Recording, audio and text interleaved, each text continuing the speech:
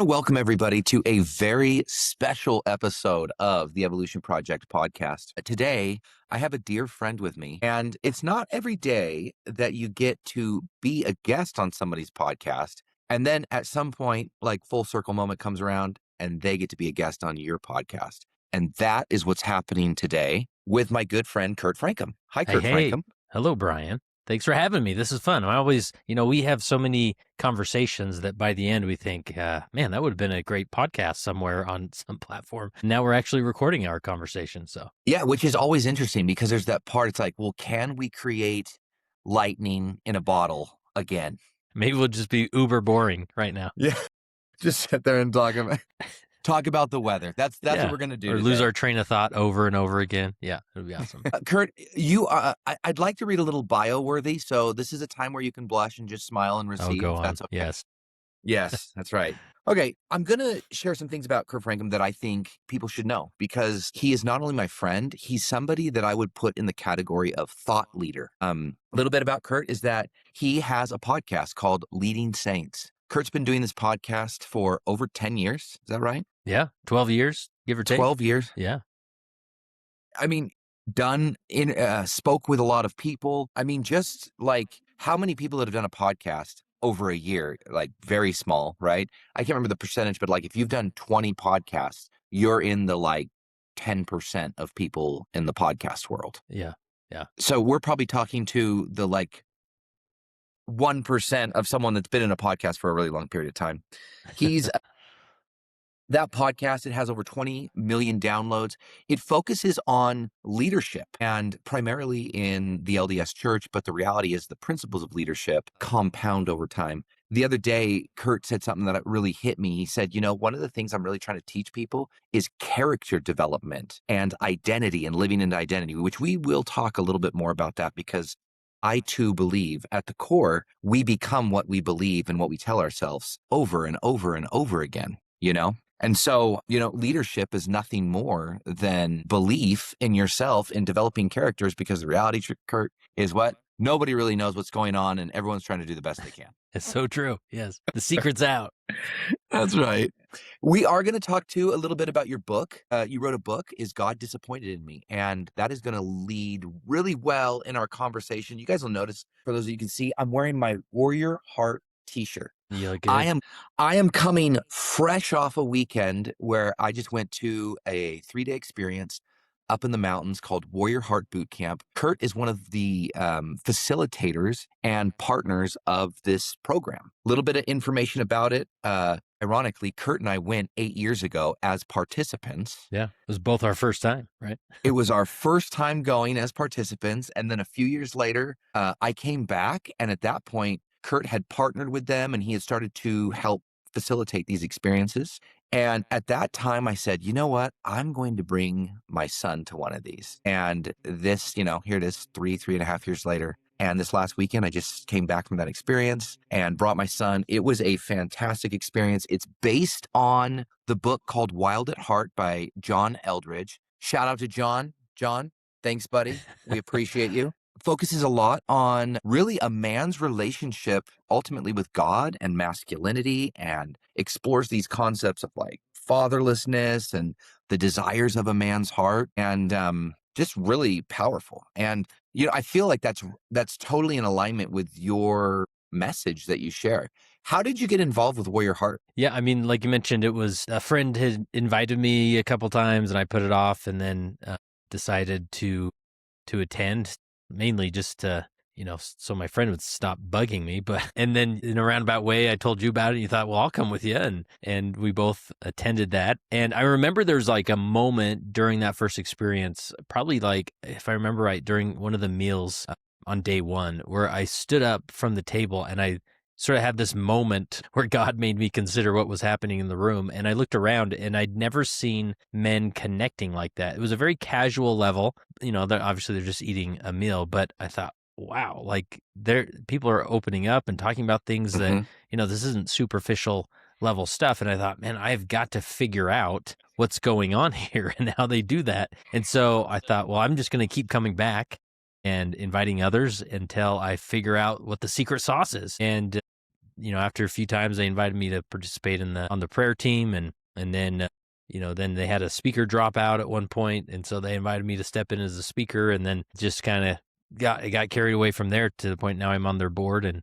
helping them and grow and spread. That at that point it was only one event in Utah every year, and now we've got 9 or 10 around the country every year. Yeah. At different venues. And so it's just been an awesome crucible for me to step in and to really learn to battle for the hearts of other men and invite and speak to that. And it's just so every time I've probably been to around 30 of these, and it's just every time it's like, is this magic trick that every time I do it, that it's like, it got me again. Like, how did it do that? It's just so fascinating to see, men show up kind of with disconnected or kind of numb, and then to see them develop through the experience. And we always tout that, our goal is to make it a top 5 life experience over those 3 days that we're there. And it's not a surprise. It happens very often and there's a lot to that why men need that, and that we can get into. But yeah, it's awesome. Yeah. It's interesting how, if I would have asked you 10 years ago, hey, do you see yourself coming to or facilitating at some point a men's experience where guys are going to be getting together and sharing their souls and conversations with God? Like, Right. what would you have said to me 10 years ago? I mean, hopefully by that point I've known that, I've been surprised enough in life. But yeah, totally. The irony of it is me standing on the stage that facilitating it all. Because when I attend, I'm just thinking, I don't need this. I'm fine. I've never really struggled with my mental health to any extreme degree. I've never, struggled with secret addictions or things like that. And so I'm just like, I don't need this. It kind of seems a little too intense. That intensity, I kind of always kept at arm's length, but I'm so grateful that I leaned in. Yeah. Willingness, man.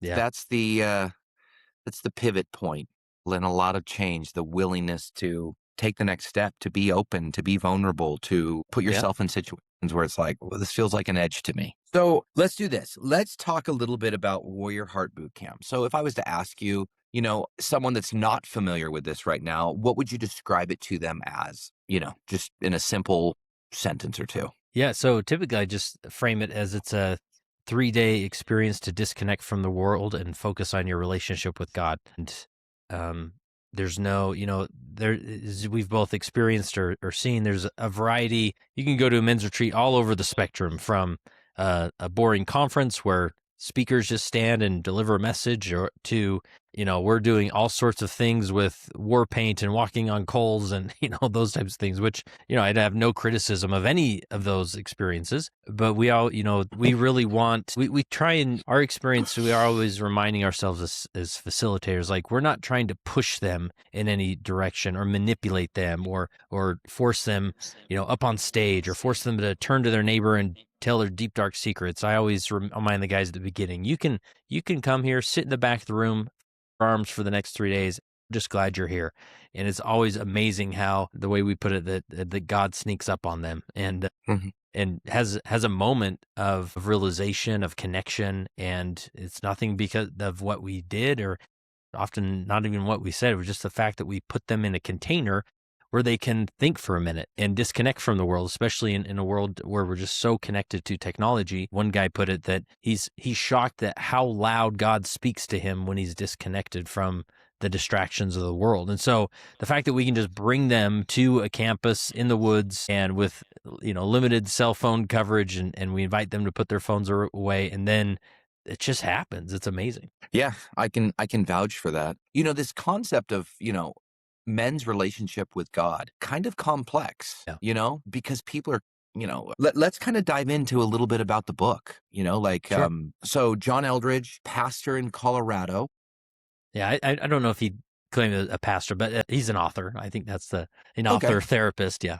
It's interesting. I always thought he was a pastor. Okay. Oh, no. So ends up writing this book called Wild at Heart. The intro of the whole book, right out of the gates, he says, there are 3 core desires of a man's heart. And what are those 3 core desires, Kurt? Yeah. So a battle to fight, an adventure to live, and a beauty to love. And so John Eldredge makes the thesis statement that every man has been born with these innate desires. And you'll see it, the more you sit with it.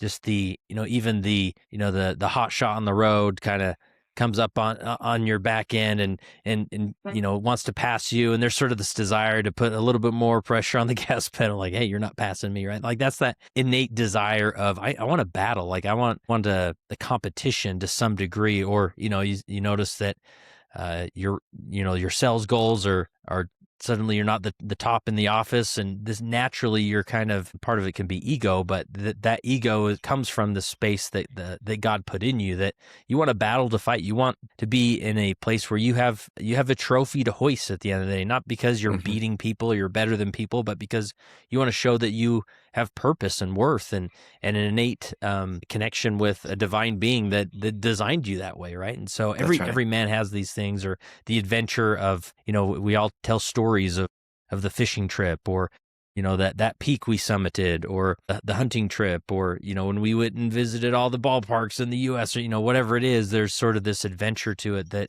when you find men in the midst of adventure, their hearts are alive.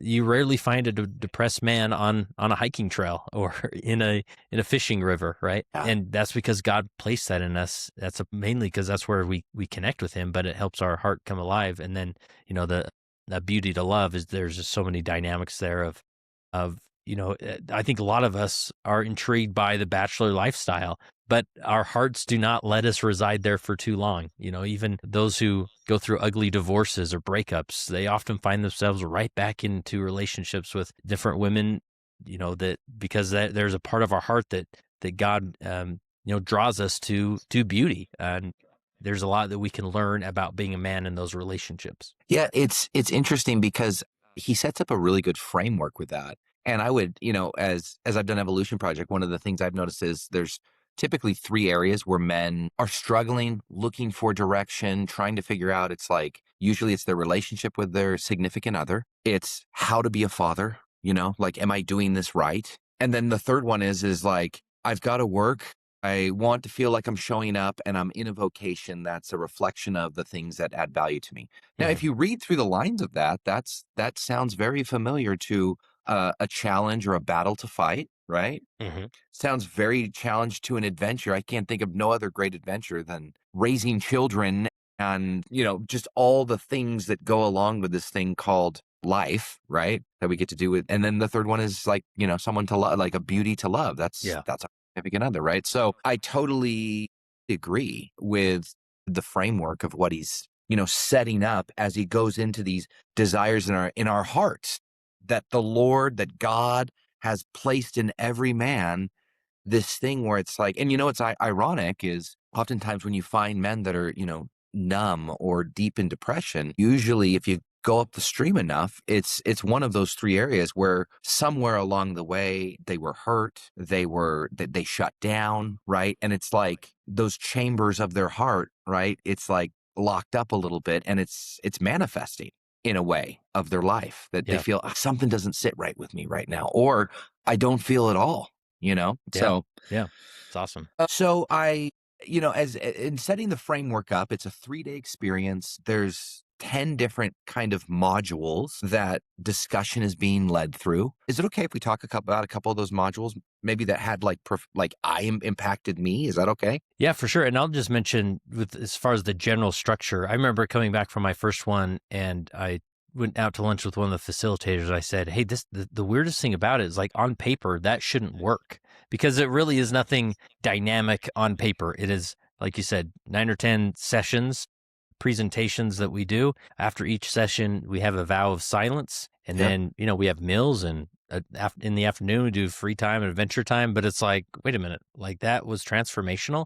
But it really is that just having that container and inviting people to sit with some of these principles, think about it, journal about it, and see where God takes you. And it's amazing how effective it is. So let's talk a little bit about God. The reason I say that is a man's relationship with God is sometimes more complex, right? Because oftentimes the relationship we have or the way that we see God is often projected in the relationship that we have with our earthly father. Is that like an accurate dialogue, I guess? Yeah, for sure. And just from we are creatures designed to be dependent on a father figure. And maybe some people hear that and reject it and think, no, I don't know about that. Like I'm actually pretty interdependent, and I don't need some God or father in the sky or whatever, or even an earthly father to depend on. But there are moments and things, or what you think about your deepest wounding that you've experienced in life. Oftentimes, that happens in experience with a father or a father figure. And why does it sting more than others? Well, that because of that dependency was needed and then wasn't there, right? And so every man sort of has to reconcile that fatherlessness and then orient themselves to the true father or God Yes. who can fulfill the desires and the questions that we have in life as men. Okay. So this is perfect. This is perfect. So I came to this experience with my 20-year-old son, Camden. Hmm. And at the time that I signed him up, I was like, "Oh, this will be a great experience for him." I'm really excited for him to come and spend 3 days in the wilderness with him. We'll see where it goes. Well, there's a level of amnesia between every boot camp or whatever you want to call it, because Yeah. there was a couple times in this experience where I'm sitting there and I'm like, I forgot this part.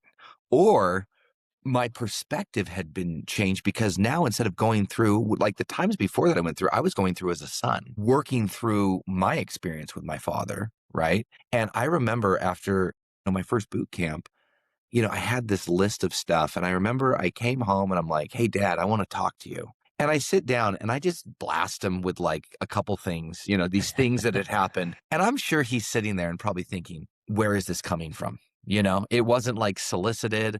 I just vomited it on him. To his credit, he took it well.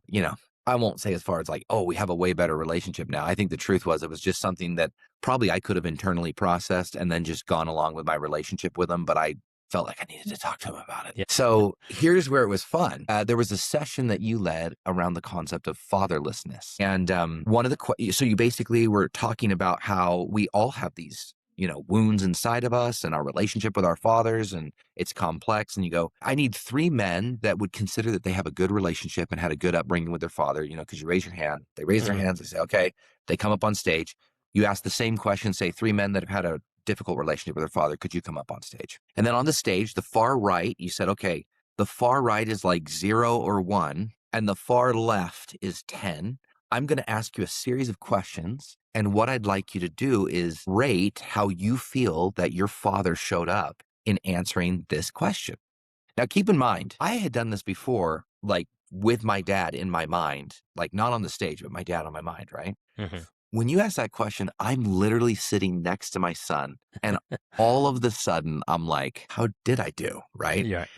And so my awareness like goes to 10 because I'm like witnessing this on the stage. I'm writing my answers down. But in the meantime, I'm kind of like looking over at my son, being like, what did he just score me Right. on that Or is last he one? weeping like a child as he considers his fatherlessness? Yes. Would you do me a favor and maybe just ask some of the questions that you ask? And maybe we can invite people that are listening to this podcast right now Yeah. to set a framework up for themselves. And if you could give them a mini experience of what that stage is about, because it was one of the most profound things that I experienced this weekend. And it's the 3rd time I've gone, and it felt like it was the first time I'd gone through the Yeah. experience. Yeah, so just to give some context of this exercise and why we're doing it, because as we talk about fatherlessness, we emphasize this fact that we all have to come to terms with the fatherlessness we've experienced, and there's reasons for that I can get into. And then what happens is those in the audience are thinking either, wait a minute, like, no, I had an awesome dad. Like he showed up for me, he coached my little league teams, he was always there for me. We had the tough conversations. He took me camping. He did all these things, right? And so, but if sometimes we put our father on a pedestal and we can miss God in that experience. Then on the other end, you get guys in the audience who are like, oh, no.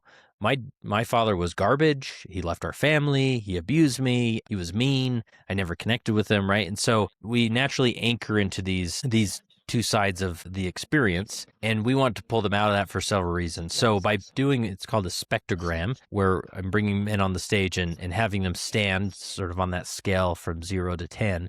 And then I invite everybody in the audience, which those listening to this, whether you're driving or on the treadmill or whatever, you can do this as well in your head, as far as putting your father on a scale of 0 to 10, as far as how he showed up in certain areas. So one of the first questions are, as far as how did your father taught you, on the 10 side of the scale, your father taught you everything about auto mechanics, how to fix appliances in the home, how to remodel a basement, in that those hard skills of being a handyman.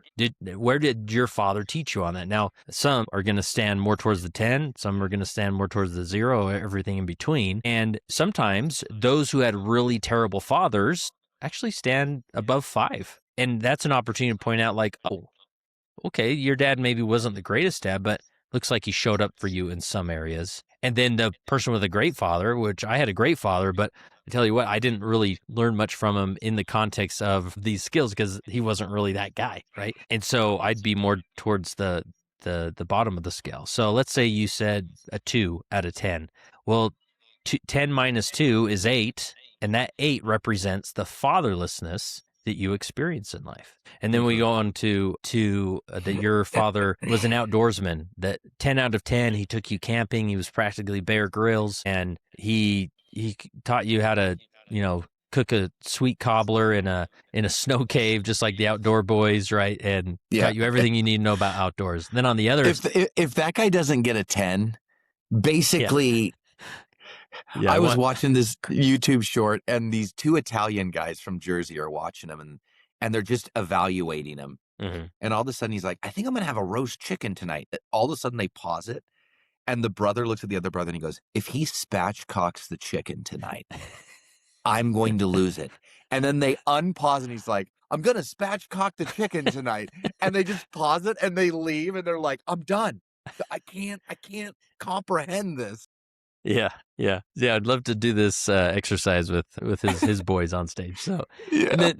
and then the other extreme of that scale is, man, your dad didn't even know how to light a match. Never took you camping. Right now, look at the deficit in where you are standing or where you scored your father, and that is the fatherlessness you've experienced. And you can do that with, how did he talk to you about sex or pornography or, women in general? What did he teach you about that? Where would you put them on that scale? We talk about just your self-worth and whether he determined your self-worth according to your behaviors, or did he teach you that you were unconditionally loved, right? And so, again, this isn't about, like, let's see how many ways we can throw your father under the bus. But the reality is we have to reconcile that because we've received such deep wounding from these father relationships, or we receive such validation from these relationships that we begin to wonder why we need God. And so this is just a healthy exercise to recognize, yes, we are all fatherless, and we need moments of surrendering that and saying, my father was not the father, the 100% father that I needed, and that's okay, because now I'm oriented to the Father, God, who can be the father that I need. That's right. Very powerful. Yeah. I will tell you, as I sat that, and as I was being weighed in the balance with my son right next to me going through this experience, it brought up like a lot of feelings inside of me. Because if you would ask me, I would say, dude, first off, I'll admit I was not a perfect father. And then in the same breath, I would say, and I tried really hard. I tried really, really hard. And so at the end of that experience, I look over to my son, and I'm like, the last question you asked basically is like, my father loved me, he cared about me, and like he was doing the best he could, or something to that effect. And I just looked at him, and I could see I was a 3 here, I was a 5 there, I was these different measurements, okay? And at the end, he gave me a 10, and I saw that there was like a 9 or a 10 at the end, right? And at the end, I just gave him this big hug, and I said, I want to apologize to you because I missed, I didn't. And I said, I just love you so much. Gave him this big hug. We held each other. And then he looked at me and he said, hey, Dad, it's okay. He said, there were other men in my life that came in that filled gaps where maybe you weren't, meeting the mark or whatever, right? And it was awesome. I said, tell me a little bit more about those people. And it was his young men's leader and his bishop and coach in a sporting thing that showed up for him, and a teacher, a music teacher, right? Like these different things. And I was just like, dude, that's great. That's great. And at the core, what it led to in that conversation was, how's your relationship with the Father? And what's your relationship with God? And how do you see him? And how do you feel like he sees you? And it was just like so, so beautiful, which naturally, like what I love about this experience that you're facilitating is that if men do it correctly, it's inviting them into a real dialogue with God. Yeah. Kurt, there's something I just wrote down multiple times in my journal, and I really sat with it a lot. The two questions that every man has about his manhood. Do you know? Do you remember the questions, Kurt? Yeah. Yeah. Is Will do you I share have? that with? Yeah. Yeah, Do I have what it takes? And yeah. am I the apple of your eye? Or in other words, like, am I strong enough or am I loved? Yeah. Yeah. Yeah. Yeah. So, man, I will tell you that really hit me, because it is the questions that we ask. Those are the questions we ask. Like, there's this feeling of being enough all the time. And as men, I feel like we're in the scale of that all the time, even within our own self more than anyone else, right? We're always trying to measure of like, was it good enough? And whatever that thing is, that could be teaching the lesson at church on Sunday, to providing for the family, to being a father, to being a husband, to all these things. We're constantly in this like, am I enough stage? I have felt that, the weight of that. And then the other thing is that the apple of your eye, I kind of twisted it and said, like, are you proud of me? Yeah. Like, is that the thing? So I was golfing this week with my cousin, actually, and I was sharing him with him this conversation. And he said something that was so awesome. I was telling him about those two questions every man has. He's got a son right now that's getting ready to go serve an LDS mission. And he's like, dude, he's like my best friend. And like, we get along so well. He's like, I know there's going to be a huge hole in my heart. But I'm so excited for the experience he's going to be going and having. And then I said, well, there's two questions every man has. And I said the two questions to him. And he paused and he was like, dude, it's so crazy you say that. And I said, why? And he said, one of the most spiritual experiences I had in my life was when I was serving an LDS mission in Thailand. And he's like, it was towards the end of my mission. And I'd been working so hard and, really just trying to feel like I wanted to end strong and be proud of, this 2 years that I had given to the Lord, right? And he said, one night I came down, he said, I had this day where we worked really hard. And it was just one of those days where it's like, it's a smile day. You get done at the end of the day and say, I am so tired. And today was fantastic.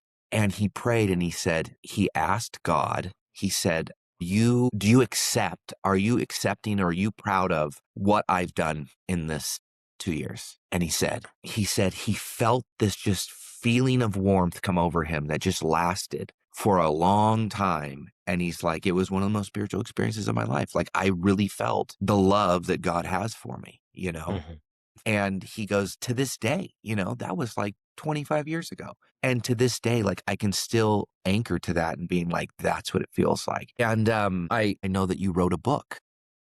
And the title of your book is God Disappointed in Me? And I thought, man, this could be such a great conversation to have with you. Because I sit there and think, Kurt had to have sat with this. I mean, I remember you telling me it took a couple years for you to write your book. And a lot of that was just a cathartic process. Yeah. Yeah, it really is. That you were going through. Do you want to talk a little bit about that concept? Because I think so many men, their relationship with God is skewed because there's such this feeling of like failure and disappointment and not being enough and not being proud. Yeah. And it's like that's what gets in the way of the actual relationship, because it's not true, but we make it true. And then it jams it up, Right. I mean, that question of, is God disappointed me, is sort of an embodiment of those two questions of, do I have what it takes, and am I loved? Because there are so many opportunities in life to remind ourselves that we're a disappointment. Or, yeah, I mean, generally I'm pretty good. I'm successful. I've done the things, and yeah, I got the house, I got the kids, I got the career or whatever. But I mean, I thought it would be so much more. And I think everybody around me thought it would be so much more.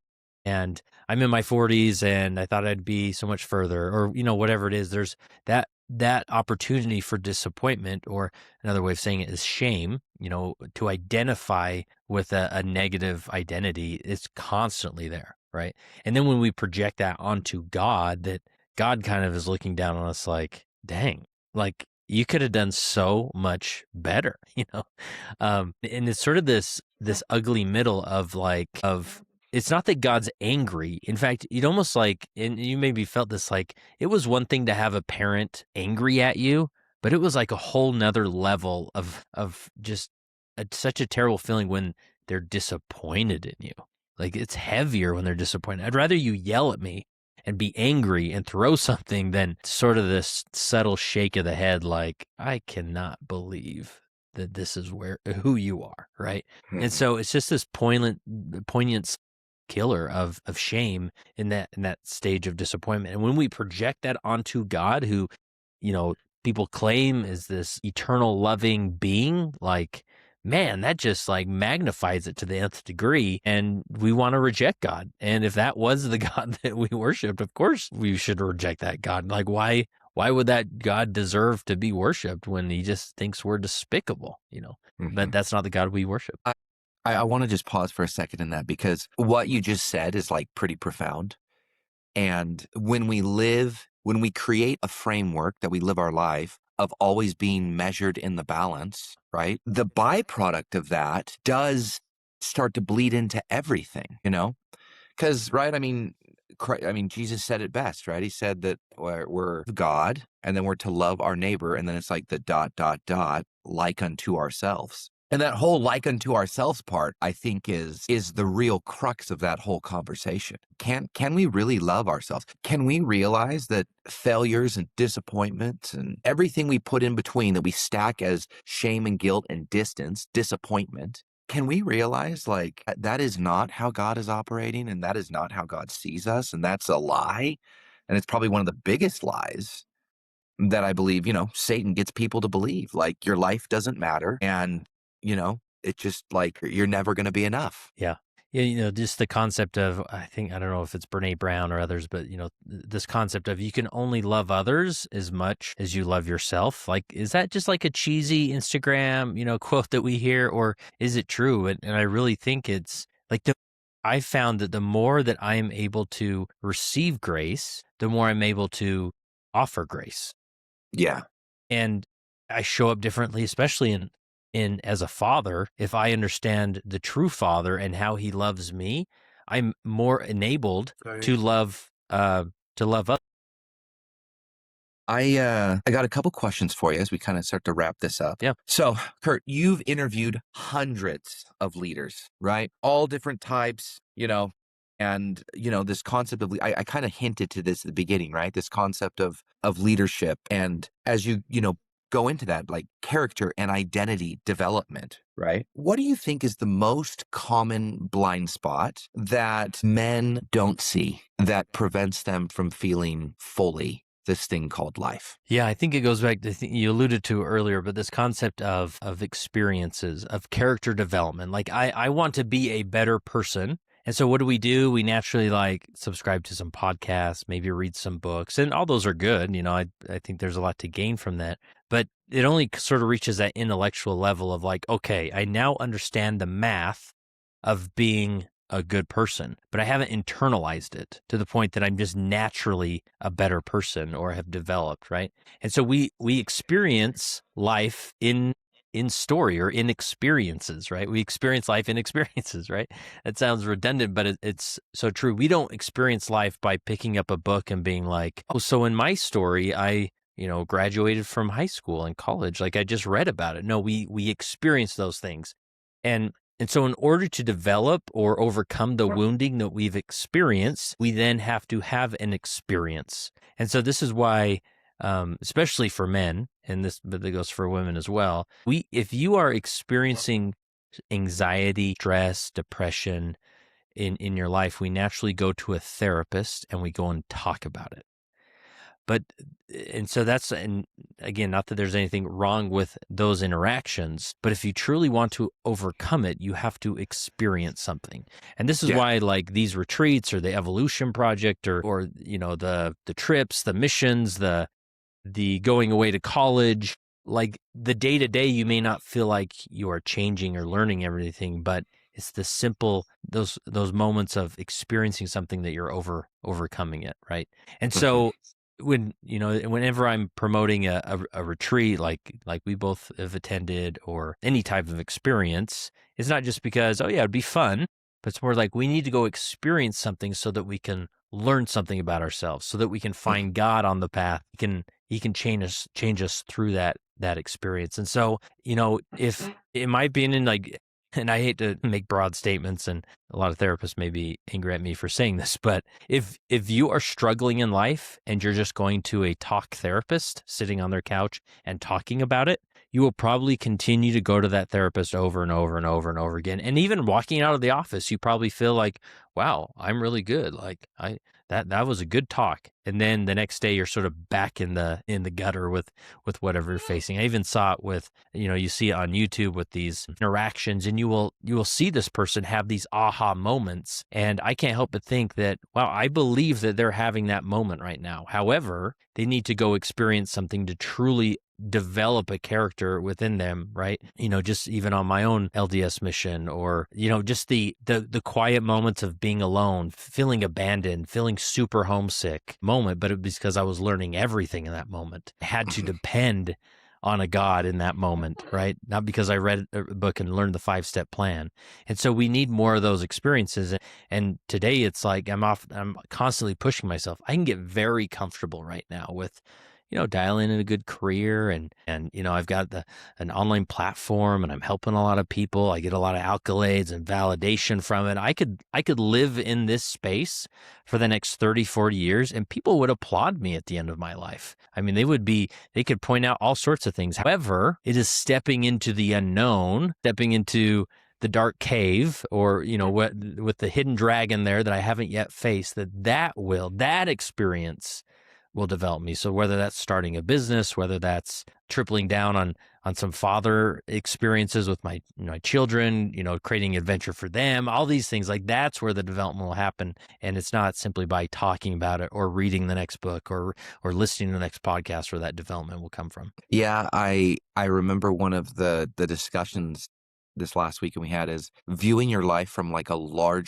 seeing the larger picture of your life, Mm-hmm. And that, I mean, I just find it virtually impossible for anybody to start down a path of self-improvement, self-awareness, self-development, and not find God along the way somewhere in that conversation. It's just like we're wired that way. It just happens, Anyway, it's been a beautiful thing to witness. One of my intentions of coming this last weekend is I like to go and participate in experiences versus facilitate experiences. Sometimes that is a different experience. It's a different experience when you can do that. Anyway, I just wanted to thank you.